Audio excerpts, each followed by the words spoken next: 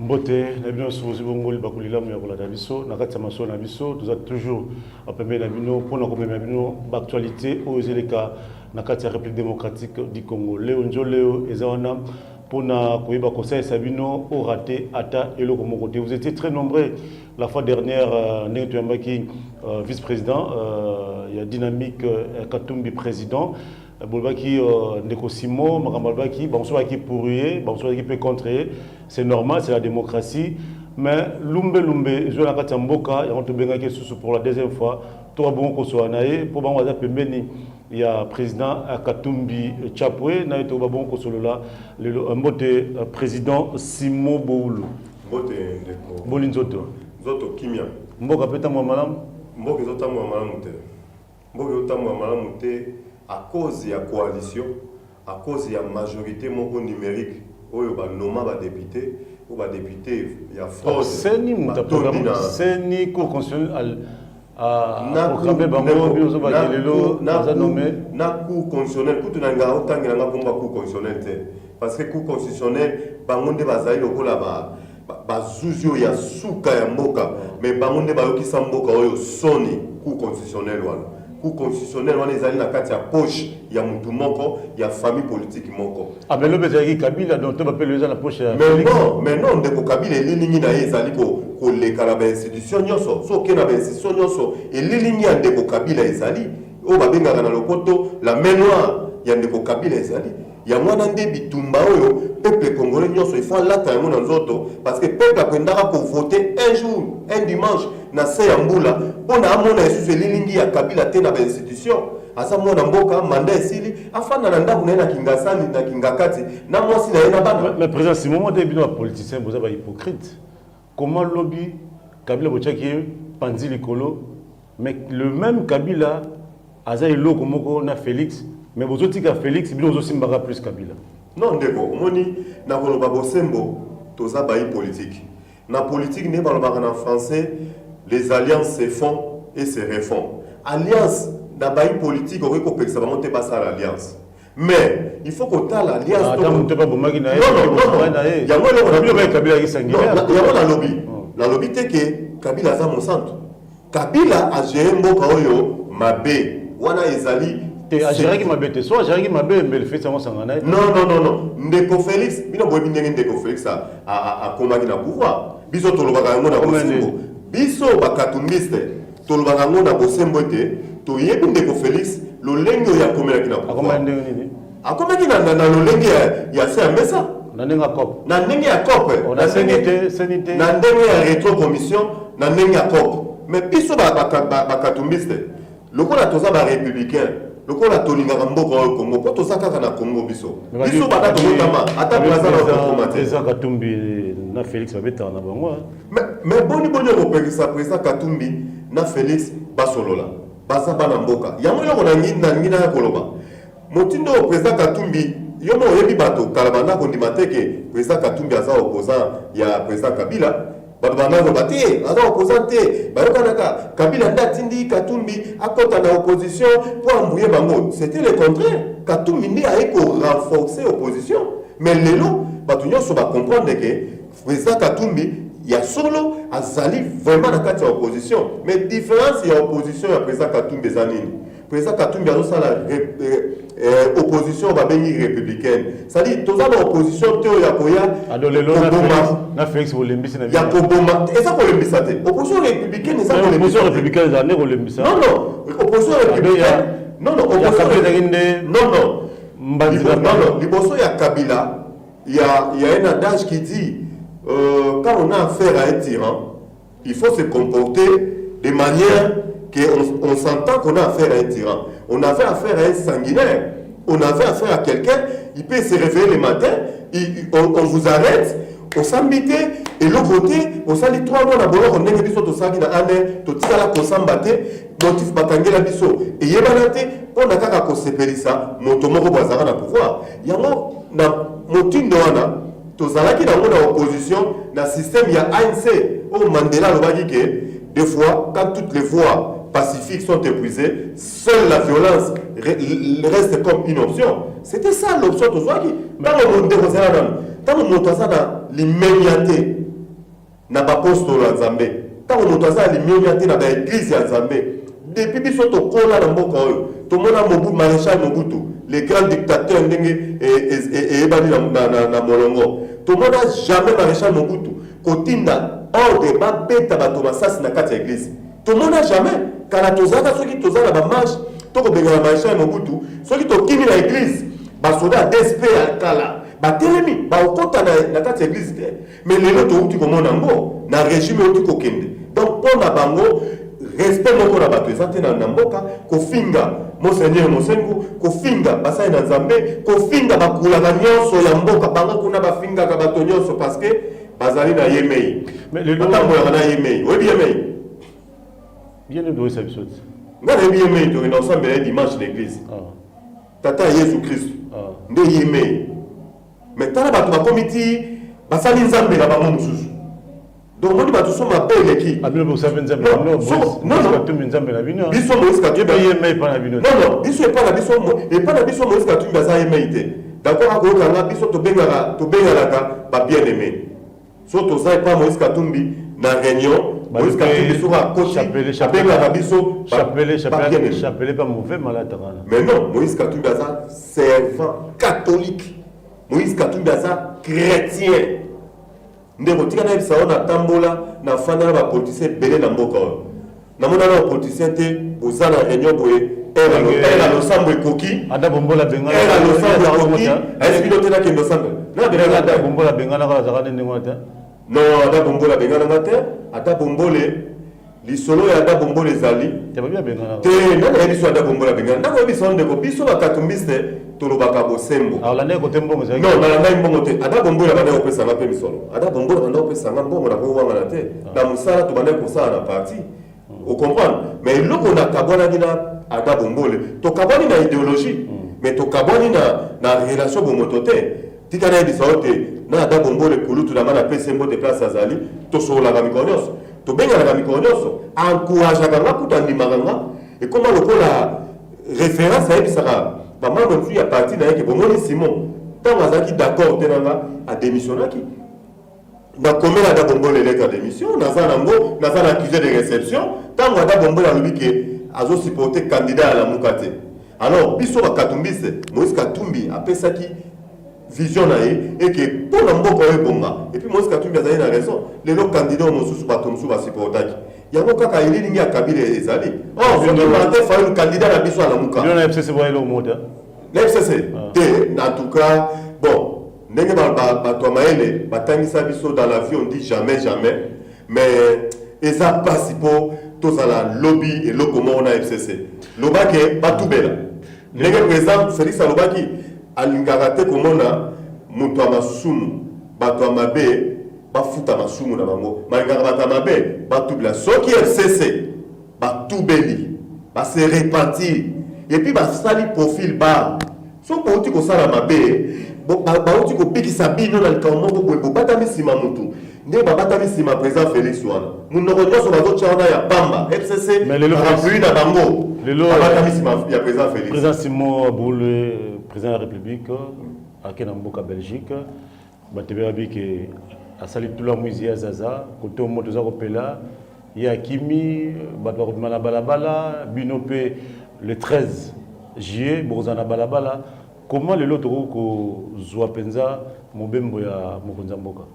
Bon, mobembo ya mokonza mboka naza ni membre ya IDPS, naza ni porte-parole à la présidence de la République, maintenant qu'on le tant que républicain, président de la République, mboka oyo ezali na mikakatano ebele ya ebele. Mboka oyo ndeko na ngai tika na yebisa yo ezala mikakatano ebele ya ebele. Tango ozomona bato nyonso bazo marcher lelo, bato bazo sala ba grève, bato bazo dénoncer parce que peuple azalaki étouffé, peuple azalaki asphyxié na kati ya molangi. Peuple moya loba ezate soko lobi mukamate, soko lobi mufunge, soko lobi babomaro bakati yo mike bapesi yo na bambwa. Ningo zokoka Fidel Bazana il paraîtrait bapesaki na bambwa balia ye. Tango babomi chebeya na baloko ya la police ya en inspection générale babomi chebeya crime d'état salami ali bazui chauffeur na ye babwaki na bambwa tala nanu bokonzi ya bongo le filet bazana babo balena babo. Mais yo qui te toza ba vidéo bazo témoigner que tant ba bomi chez Béana la police. Allez, chauffeur na yatika ki na motuka ba ngiba kotise na makasi le kwa za ki ngambe za résistant. Nde ba neutraliser ba bwa ke bimene na bambwa na sima ya bambwa ba chef policier pour baliaye. Ozomona ki na régime ya kala et baby ça régime père le non, il y a une différence. Régime ya kala et baby ça qui na mentalité ba ndeko na biso ba policier. Les lobbies sont toujours ça la marche. Au lieu qu'il y a ça c'est mon côté. N'a ya kufi. Banda to ça ba marche ao. Tozo bo to boyi 3 mois wana. Pe to longi yango ba retirer yango. Suspension bazo ba suspendre les gens de côté za de somi. Loi wana ba retirer yango. Loi ne ko ki kolekate. Pour biso peuple majorité tozo se reconnaître na tozo s'identifier na majorité dans le parlement. Donc bango baza c'est le ciel et la terre. Mais le gouverneur Abi ba marche ça souhaité pour pas perdre ba annuler ya bango fait ba ça là mais Abino pe bo soane. On dit Gentini, nazo ebisa Gentini mais Yonani mais nga citoyen congolais le croyez. Nga citoyen congolais le gouverneur. On dit kala ça kilo non ezali régime ba qui pour implanter na mboko yo ya ko bangisa peuple congolais. Mutu mwa lo baté po ba okanga yo ba ko boma yo. Mais c'est Gentini, Aza Messie le Kolanga, Aza citoyen congolais le Kolanga, Azana, FCC na Kanae, Oazo ça la politique, ba nommé ba tché gouverneur. Ah ça pour Namboka pour FCC. Non. Il est gouverneur. Il y a mon azoya. Pour la bataille, pour la Mouka, pour la dynamique, il y a mon opposant au FCC. Kwambouye ngate. Pour ba FCC bazana ba journaliste na bango, bazana ba soda na bango, bazana ba toaner, ba kuna bazana nyoso tout. C'est une véritable machine, il y a ko nyoko la peuple congolais. Yango nazo bandeko Gentini o ezali yumbi te. En tout cas ngana kanisa ki kolonga na yumbi il faut que pema ke na otiko sala makambo moko ya mabe entité ya yumbi mabe na pema mais yo no permite o mbamba na kisasa depuis on na kisasa na actif na yo tozo compter déjà mort d'homme na makambo leka ki na grand marché bilan na yo déjà yango wana obani na ville ya kisasa. Mais c'est une mobile. Tango Kabila zaki ndeko na ta. Tango ya ba teke o kimbuta lepta bomi zaka Kabila bomi. Non. Takufi Kabila. Non. Na bito Kabila. Mais le comme longo tu sais. Comme Gentini ngo. Ngana za na preuve. Naza na preuve moko. Te le bolo baka mo. Na ngaba te le so. Te le bolo baka mo. Na marche pena to tambo la marche. O to kena ko boya ba loi wana ya meseminaku na mese sakata. Na ko so poni na zo benga ba mese po na mboko honorable azate. N'amboko excellence honorable azali susute biso tout aux excellence tous honorable pour muto il faut pas benga honorable alors ça na makambo yo ezata na honorabilité te na kati na mo donc azo honorable te muto il faut pas benga excellence alors ça na makambo excellence ezate pour aza excellence te aza forceur on comprend bien donc ndeko Gentini aza na pouvoir te ya kopekisa peuple congolais a manifester. Tous un régime, il y a information. Tous un régime, il y a demande d'autorisation. Mais c'est Ngobila, autant constitution, bien. Tous un régime, il y a information. Tout ça, mais sur la mesure sécurisée. Il peut que c'est qui sont informés. Mesure sécurisée va tout. Non, il peut que c'est qui sont informés que tu tambola. Bande quoi il déplace par tambola. L'obligé biso bande quoi la muka, tu tambola. Lundi le 13, tu informé. Ce qui a un gouverneur, à ça la moussalo constitution et sengi na yo gouverneur, ceux qui sont informés, yo sont pas mesures pour encadrer. On va mater Covid. Mais bon, attends pour la cortège. Yo tango na cortège. Allez quand na tapis rouge dans terre de Covid, voilà, tozo ke na suka, ya maso na biso mama kitoko penza e vous me la raté. Lelo Moïse Katumbi a tombé le mongongo, alors penza Ekoinda. Donc le 13, vous avez déterminé pour la marche. Ce qu'on marche à Moza pour Kabila Kende et Longona Félix, tout le cani penza. Te marche to sala ezali pour la boya présence yande kona biso malonda bonsa na présidence ya Seni parce que yé moto azaka na nzungu oyo nanga a noma ki ba député yé moto azaka na nzungu oyo nanga fabrika ki ba président de la République yé moto azaka na nzungu oyo nanga fabrika ka ba sénateur na ba député nyonso tout yango tolobi lokola to boyi mambo ya kisheri soki to chaki na se biso la muka Et ça parce que tu as un au Congo. Tu as quitté Mboka za biso, tu as kotumba Mboka te. To tchana se, moi na Mboka Félix. Ko na za moi na Mboka, tu es tata na ye. Tu es baleki na ye. Leki a présent Félix Mboka za moninga na ngai. Donc tu es bani. Aza moi na Mboka. Aza te lokola ba Mercedes qui a tata te maman te tata moi cité non côté, moi na classe te. Félix Tshisekedi azali moi na Mboka. Donc ça c'est ma bé. Te, to vite ka non non. Marambo ya nino ya enregistrement illicite bolo be. Non non. Biso to lobi boye. Soki biso to tchela. Data bozo couvrir kaka ya. Non non. So biso to tchela ki président Félix Nassé. Biso particulièrement état ki ba katumbiste. To yebi ke président Félix. Position pas Katumbi. Non non. Et que président Fayolo Moutagania qui est élection candidat à la Mouka au bisonyo soto vota qui est majoritairement. Mais état moyini, l'état moyini on a fait un kulutu na lobaka. L'état moyini azui moto mosusu bati a ewana. On a koluka ko bundisa bana mboka bango na bango ba bunda po moyini. Ata lokola tango bana bike bazaka kala soto zo so noka. Sa ata côté na bango ba bunda. Azwa ki image wana le président Simo. Bino biki malonda yete butambo na balabala. Bozi bato bino bokolinga boche muto bolingi na bo. Ayepe na l'Assemblée nationale majorité RCC balabipé yete mboke kosuka. Non non non non. Biso toza na makambo ya ko imposer te. Problème na biso ezali ba hospice wana tango ezalaki organisé. Et ça bazwa ki repos. Monseigneur cardinal alobi bon lokola consensus non to dégager consensus te. Moi ba esprit échauffé, ba argument koto ba argument boye. Cardinal alobi topema moké après 1 heure après 2 heures. To so ngali susu na masolo. Poto solo la muto alingi mboka akima ramesa masolo te. Muto alingi mboka solo parce que to saka na Congo. Cardinal alobi to so ngasima to solo la. Tango ba bimi na moi repos. Mais motoba oyo baza na obédience dans l'état moyenio to ebaki akala nde bakei ko sala communiquer yo somo na mweza la bomo de l'autre peut sa raison na bato babi que IDPS ba komi kozonga na masolo na lamuka mais ceux qui IDPS a sarani na lamuka mabeza na IDPS na lamuka na kamu suswana bakati baza pene o babeka ka proximité zawa FCC cache, on va ensemble. Non, il y a pas de ce qui est IDPS. Ayébike, la mouka ça bande konaï.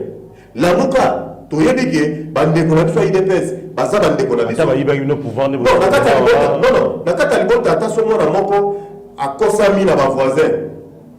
Mais ce qui a hier le bité. Ah, voisin wana, côté na kenda yo solola. Ah, na comprendre que ça mutu mabe. Voisin wana za bien te. Na zongi na libota na ngai. Parce que pour aussi ça, Ndeko Simon Boulou, vous assure vraiment que les 13 vont réussir. Ou bien on a vu que Katumbi, à Sombarane Batou, Babi Makasu Zuboui, c'est que déjà moi poser ton deck déjà, ou déjà Katanga, c'est Kotoyo.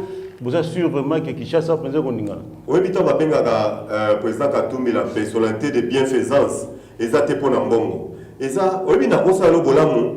Vivre na zamba mbongo ezate mais na koleka na moni okangami na mutambu hein na zongi sima na longolio na mutambu wana na sali obolamu mais na pesi mbongo te président Katumbi na kati na ye akanisa kaka bolamu wa peuple congolais na ndenge nyonso ya akanisa kaka bolamu wa peuple congolais réussite les 13 ezali parce que tout ça majorité na mboka oyo la muka et puis ba Katumbi c'est baza ebele na mboka oyo ba membre nyonso dynamique Katumbi président.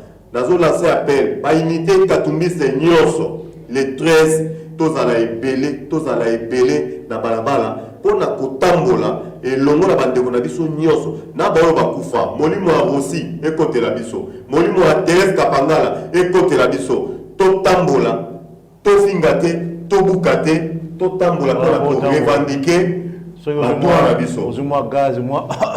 Bon, tu n'es qu'à Moïse, oui, que moi, l'eau, non, président Moïse a dit que dynamique Katumbi président Ezali, unité d'élite naïe. Ils ont des soldats naïe, des soldats en bon terme, en bon sens. Ils ont des soldats qui sont dans le et biso tozali ba commando ya Moïse Katumbi. Mais titulaire na mona ke souter comme Mikolo Simon. Non. On a appelé un titulaire. Non, ozosali so na ndeko Jacques Ndala.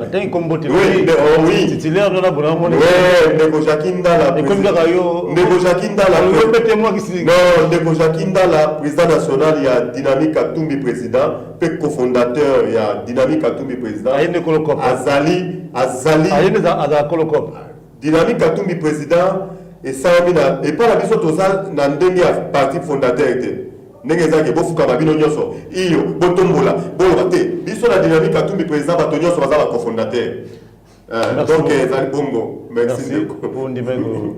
Moi mbote mbali msat na tapoto. Bon mbote ka bandeko na biso ya diaspora biso toza na terrain tozo bunda. La lutte continue. Bitumbo to bunda ki pona libération. Tokanisa qui est simbi à 100%, or est simbi à 25%. Parce que Motumo va l'ongwe quand même, bien qu'il y a zo batamana moulili, a commis lilingi, a zo tambolaka, mais tozo continuer bitumba yo, na basi que na kati à la muka, pe l'ongo na bandeko nyoso va comprendre le sens à bitumba. So il peut bandeko na biso ya IDPS, ba yebi ke toza bandeko, ba yebi ke toza esika moko, to bunda bitumbo ba beta biso na sens esika moko, ba tumba biso na ba siège esika moko. Bayebela, ngongango bayebela. Bazala redevable devant peuple congolais. Biso nyoso, tozala elongo pour travailler pour la bolama peuple congolais. Merci beaucoup. Na ndengo ndime boko koyana mbela na biso et nous disons un grand merci à maman Marie Colette Massokou depuis la France. Grand merci également à Yves Makali depuis la France également et Tobo Sanité monsieur Willy Weston Nakatsa Mikili to pesobe bamotebele botika mala.